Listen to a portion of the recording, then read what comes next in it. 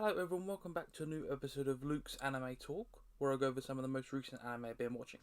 And for this one, I went to the cinema and I watched Dragon Ball Super Superheroes. And to start off, the big elephant in the room, the CGI is fine. I would have preferred it 2D, but the CGI did a good job overall, and during the film I didn't really notice it too much, and I just enjoyed the film as it was. Piccolo is basically the protagonist, with Gohan, Pan, and the others kind of tagging along, because throughout the film it kind of starts off with Piccolo finding out about the main villain. He informs everyone else, and Gohan is basically just stuck in his study for the majority of the film until he gets called upon. They reintroduced the Red Ribbon Army with the son and grandson, who is, I think it's Magenta, who is the son of Commander Red, and Dr. Hedo, the grandson of Dr. Jiro. One of the other cool things is that they've also aged up Pan, who's I think 3 now, and also a slightly more aged up Goten and Trunks. So it's cool to see them actually aging up and not being small children, which they were for almost decades, it feels like. To make the story interesting, they've sidelined Goku and Vegeta off-world, and they're with Broly and Beerus, and they're like training.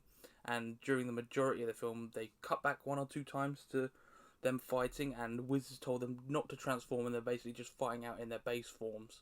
And you see them once or twice, but for the majority of the film, we don't even see them. They also mention the Red Ribbon Army, that they're also worried about Boo, but he's asleep, so they don't have to worry about taking him out, so he's in his hibernation mode, so he's not a target. Gamma 1 and 2 are cool new android characters.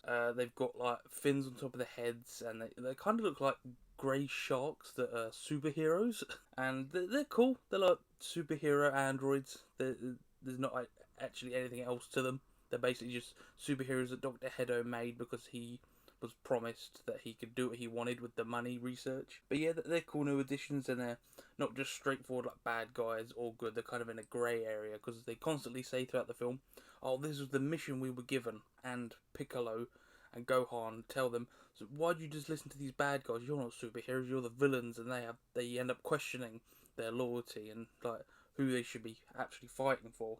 The way they power up Piccolo is definitely believable and actually calls back to Planet Namek. So, because Piccolo realises that the Gammas are going to be a problem, Piccolo actually goes up to visit Dende and tries to figure out a way so he can power up.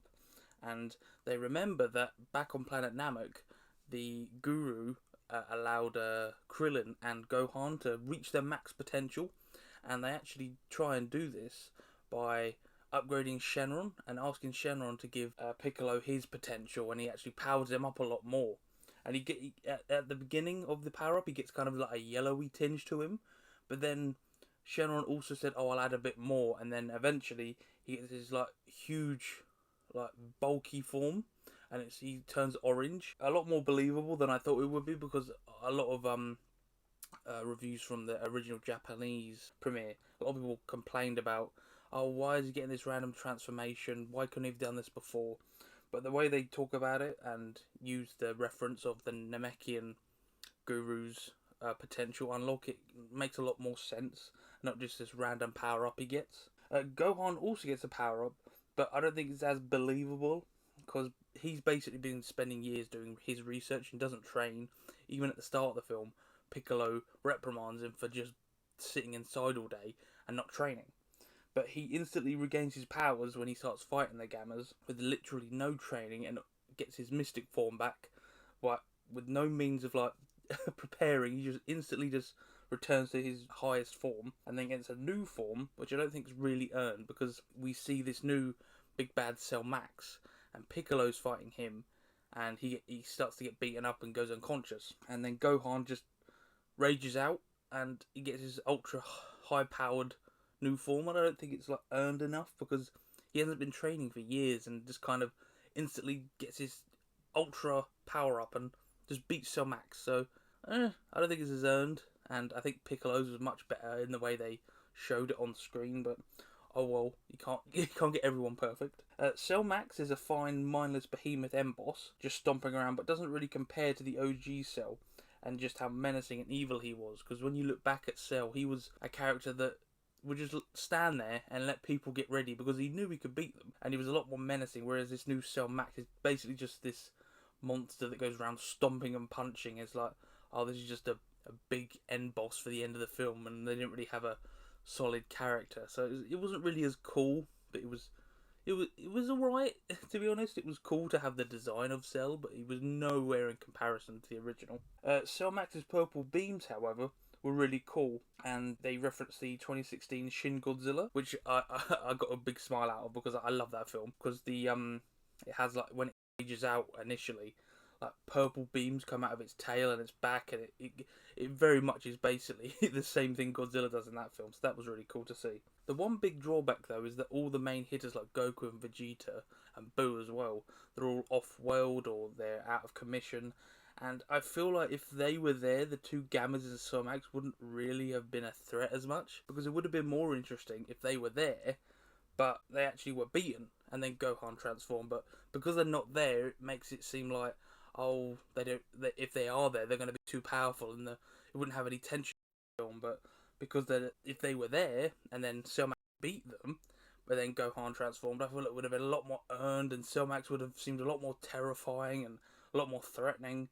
But no, they're just off-world and out of the way because they're too powerful, and it wouldn't have created any stakes in the film. So that was a real bummer for me, and I think that's one of the main issues with Dragon Ball at this time, because the power scaling has always been an issue, especially later on in the series, because early on it was like, oh, we got Raditz and Vegeta, and they're all very similar power levels, but now it's become godly levels and this, that, and the other, and that's always been a problem later on in the series, because they always have to bump up the difficulty of the next villain, so you can never really get a perfect enemy, I guess, or a perfect way to power scale them. But even though there were a few issues with the film, with like the enemies and keeping the main characters away from the fight, I still really love the film overall. Like the fighting scenes are great. Like even though if I could have had it, I would have had the 2D, but the CG was fine. It was a good replacement, I guess. But the overall introduction of the new Red Ribbon Army was cool, and then later on, Bulma brings a load of them, like Android 18, Krillin, Trunks, and Goten. They all come out to help as well. So that was cool to get to see them again after the somewhat time jump. But yeah, it was a fun fight, really. I enjoyed it overall, but yeah, that's it really. I had a good time with the film, even with the issues. I do recommend it for anyone that is a Dragon Ball Z fan or Dragon Ball Super fan.